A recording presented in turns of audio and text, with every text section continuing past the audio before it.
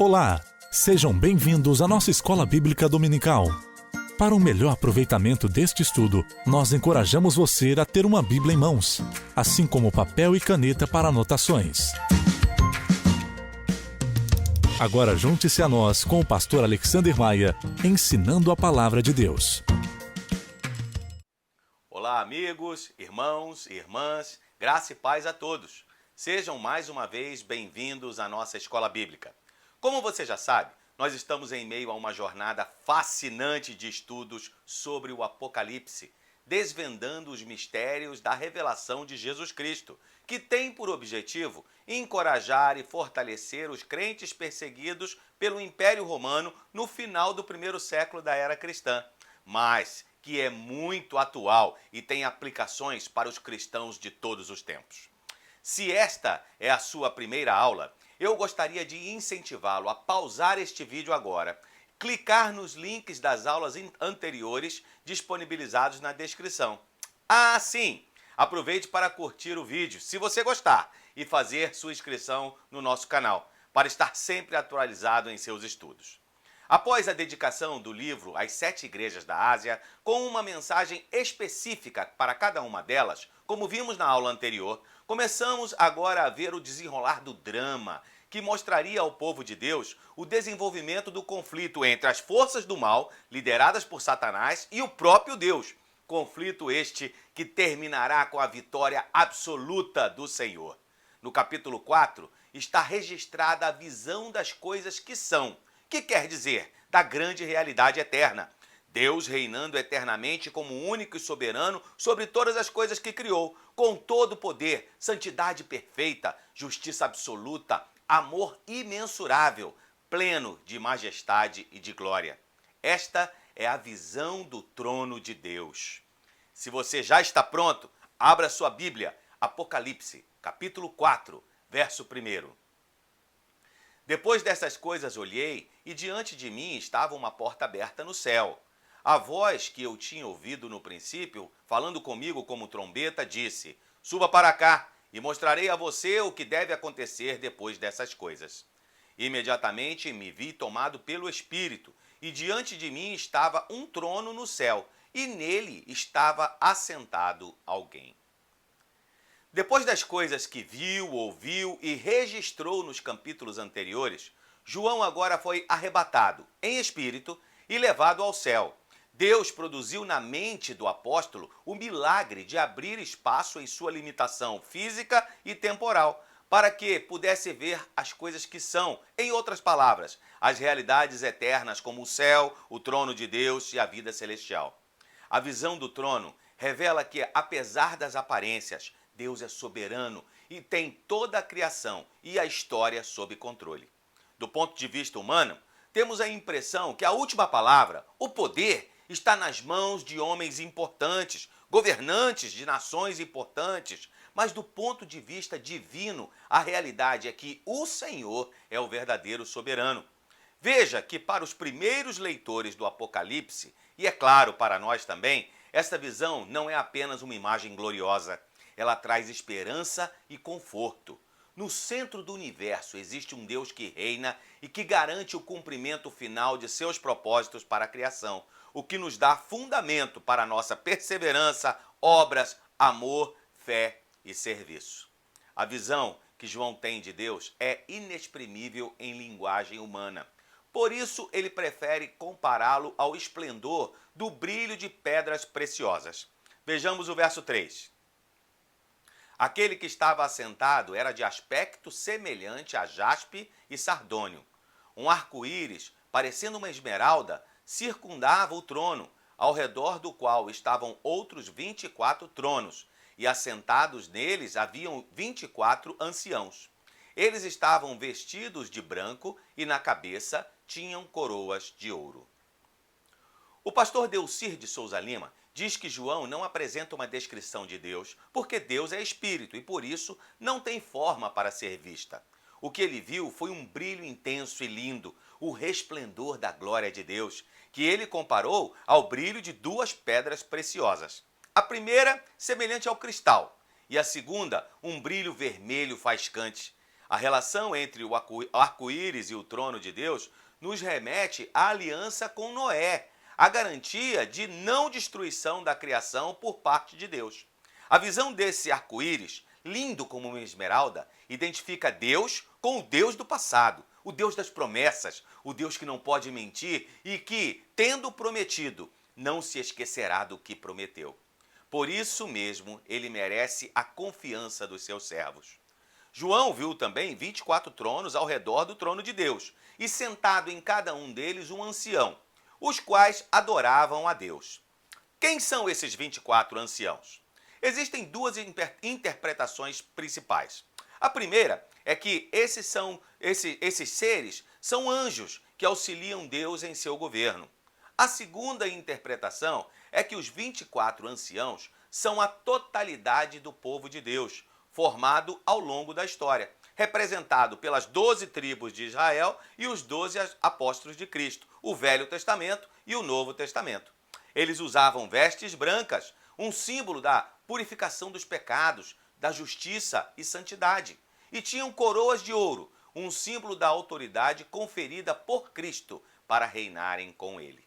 Esta cena sugere aos cristãos o sentido da verdadeira adoração, o reconhecimento e a proclamação reverente da soberania de Deus sobre tudo e sobre todos. A Ele pertence tudo o que somos e o que temos. Do trono de Deus saíam relâmpagos e trovões e ardiam diante dele 7 tochas, ou 7 lâmpadas de fogo. Verso 5. Do trono saíam relâmpagos, vozes e trovões. Diante dele estavam acesas 7 lâmpadas de fogo, que são os 7 Espíritos de Deus. E diante do trono havia algo parecido como um mar de vidro, claro como cristal. No centro, ao redor do trono, haviam 4 seres viventes cobertos de olhos, tanto na frente como atrás. O primeiro se parecia com um leão, o segundo parecia um boi, o terceiro tinha um rosto como de homem, o quarto parecia uma águia em voo. Cada um deles tinha 6 asas e era cheio de olhos, tanto ao redor como por baixo das asas. Dia e noite repetem sem cessar: Santo, Santo, Santo é o Senhor, o Deus Todo-Poderoso, que era, que é e que há de vir. Os relâmpagos e trovões significam o domínio de Deus sobre a natureza e marcam sua presença e poder. Eles serão citados outras vezes ao longo do Apocalipse, acompanhando eventos de grande importância no livro. Seu caráter intimidador, principalmente quando acompanham a manifestação da ira de Deus, são símbolos da justiça e do juízo de Deus, que não abandonou seu povo e que promete vingança contra os inimigos dos 24 anciãos. Lembre-se que o número 7 sempre simboliza a perfeição. Ele identifica as 7 lâmpadas de fogo como o Espírito Santo, que tem a função de iluminar, de convencer o homem do pecado, da justiça, do juízo e de guiar os crentes no conhecimento de toda a verdade. O mar de vidro não é literal. Percebam que João descreve algo parecido como um mar de vidro. Essa gigantesca plataforma de vidro transparente refletia ainda mais a luz da glória de Deus. A imagem sugere a grandeza e a inacessibilidade de Deus, a distância que separa o Criador da criação. Numa outra visão, quase no final do livro, esse mar já não mais existe e os homens gozarão da companhia de Deus, mostrando a vitória cabal de Cristo em seu ministério de nos aproximar de Deus, que ele tornou possível com o seu sacrifício na cruz do Calvário. Em contraste com a distância entre o mar de vidro e João, ele vê agora 4 seres viventes bem próximos ao trono de Deus, no meio e ao redor. Esses seres possuem as mesmas características dos serafins vistos por Isaías e dos querubins de Ezequiel. Segundo John Stott, o culto contínuo a Deus rendido por eles pode muito bem representar a sujeição a Deus de toda a natureza. Os próprios judeus interpretavam dessa maneira a visão de Ezequiel, considerando o homem como o principal representante das criaturas, a águia das aves, o leão das bestas feras e o boi do gado ou da criação. A visão revela que tanto homens remidos por Cristo quanto os seres angelicais tomam parte no permanente louvor e adoração ao Deus eterno, único, verdadeiro, soberano de todo o universo. Esse quadro nos ajuda a entender como são tolas as ações dos homens que perseguem a Igreja de Deus. A perspectiva da eternidade fortalece os crentes para permanecerem fiéis, mesmo que seja até a morte. A visão de Deus em seu trono é concluído com um cântico de louvor. Verso 9. Toda vez que os seres viventes dão glória, honra e graças àquele que está assentado no trono e que vive para todo sempre, os 24 anciãos se prostram diante daquele que está assentado no trono e adoram aquele que vive para todo sempre. Eles lançam as suas coroas diante do trono e dizem: Tu, Senhor e Deus nosso, és digno de receber a glória, a honra e o poder, porque criaste todas as coisas e por tua vontade elas existem e foram criadas. O louvor é duplo. Primeiro, as 4 criaturas vivas dão glória, honra e ações de graças à eterna soberania de Deus. Em segundo lugar, os 24 anciãos, que representam toda a humanidade redimida, se prostram diante do trono de Deus e lançam suas coroas, uma vez que a autoridade que recebemos no reino de Deus provém do Senhor Jesus e só Ele é digno de receber honra e glória. Se no capítulo 4 vimos o poder de Deus como Criador e soberano sobre todas as coisas, agora no capítulo 5 vemos o amor de Deus como Redentor. Capítulo 5, verso 1. Então vi na mão direita daquele que está assentado no trono um livro em forma de rolo, escrito de ambos os lados e selado com 7 selos. Vi um anjo poderoso proclamando em alta voz: Quem é digno de romper os selos e de abrir o livro? Mas não havia ninguém, nem no céu, nem na terra, nem debaixo da terra, que pudesse abrir o livro ou sequer olhar para ele. Eu chorava muito, porque não havia ninguém que fosse digno de abrir o livro e de olhar para ele. O livro visto por João era um rolo de papiro coberto de palavras por dentro e por fora. Isso quer dizer que se trata de um livro de grande importância e significado. Ele contém o registro da história do conflito entre as forças do mal e do bem, Satanás contra Deus e seu reino, desde o início até a consumação dos desígnios de Deus com o triunfo do Cordeiro, a destruição final de Satanás e seus anjos e a instalação da cidade eterna, onde Deus habitará para sempre no meio do seu povo. Ele estava selado com 7 selos, ou seja, estava muito bem fechado. Cada selo vai mostrar ao ser aberto uma cena do conflito. João chorou porque ninguém podia abrir o livro. Neste livro estavam todos os segredos dos destinos dos homens e João precisava conhecê-los para consolar o seu povo, já duramente perseguido, mas ninguém era digno ou capacitado para desvendar os seus mistérios. O fato de estar tudo escrito revela que os acontecimentos históricos já estão determinados por Deus desde a eternidade, e tudo terminará conforme ele planejou e prometeu, mas nenhum ser humano é capaz de prever e interpretar essa história. No entanto, um dos anciãos consolou João. Calma, João, existe alguém. Eu conheço quem pode abrir os selos do livro. E o apresentou como o leão da tribo de Judá. Verso 5. Então, um dos anciãos me disse: Não chore, eis que o leão da tribo de Judá, a raiz de Davi, venceu para abrir o livro e os seus 7 selos. Depois vi um cordeiro, que parecia ter estado morto em pé no centro do trono, cercado pelos 4 seres viventes e pelos anciãos. Ele tinha 7 chifres e 7 olhos, que são os 7 Espíritos de Deus enviados por toda a terra. Ele se aproximou e recebeu o livro na mão direita daquele que estava sentado no trono. João parou de chorar e olhou para ver o leão, mas o que viu foi um cordeiro.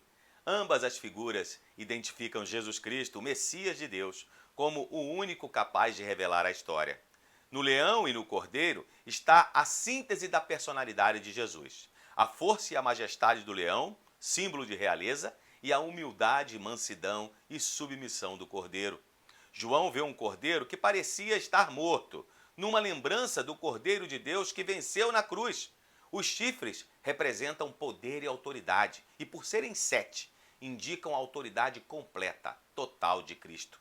Os 7 olhos simbolizam a onisciência do Cordeiro, que por meio do seu Espírito mantém sua presença e vigilância no meio dos seus discípulos no decorrer da história. Quando Jesus se preparou para abrir o livro, houve uma indescritível apoteose de louvor e adoração a Deus e ao seu Cordeiro.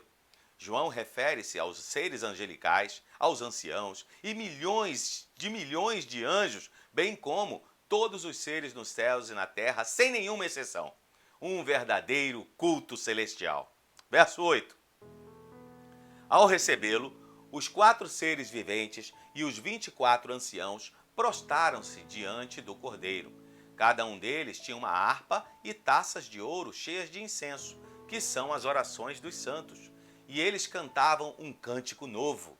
Tu és digno de receber o livro e de abrir os seus selos, pois foste morto e com teu sangue compraste para Deus gente de toda tribo, língua, povo e nação. Tu os constituíste reino e sacerdotes para o nosso Deus, e eles reinarão sobre a terra.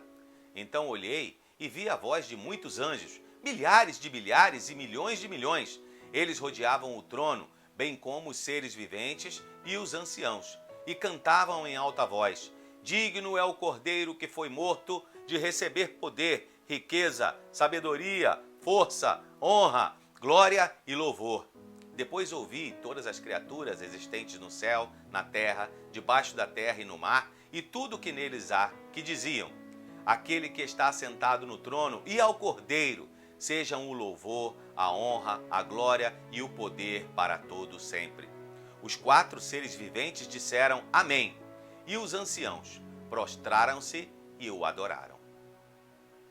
A visão de João se fecha com essa eletrizante cena dos santos em triunfo e de todo o universo adorando, louvando e homenageando a Cristo triunfante. Certamente essa imagem traria alento, esperança renovada aos cristãos que estavam sendo perseguidos. Crendo no poder de Deus e em seu amor, nenhum inimigo ou nenhum poder do mal deve ser temido. No controle das circunstâncias, o nosso Deus governa o universo do seu trono, não abandona o seu povo e é mais poderoso que qualquer exército que se levante contra os seus. O cenário agora está preparado para a abertura dos 7 selos, mas isso é assunto para o nosso próximo encontro. Vamos orar? Deus, nós queremos te agradecer por o privilégio que nós temos de ter a tua palavra para nos mostrar um pouquinho, Senhor, de como será bom estar contigo na eternidade. Se já é bom contar contigo em nossas vidas hoje, ficamos esperando o dia em que formos chamados para estarmos eternamente contigo. Muito obrigado, Senhor Jesus, pelo teu sacrifício na cruz. Muito obrigado pelo teu amor redentor que nos possibilitou termos o nosso relacionamento com Deus, Senhor, Criador, soberano de todas as coisas, o nosso Deus reatado. Muito obrigado, Senhor, porque enviastes o teu Filho para morrer em nosso lugar. Queremos pedir que tu recebas também o nosso louvor e a nossa adoração.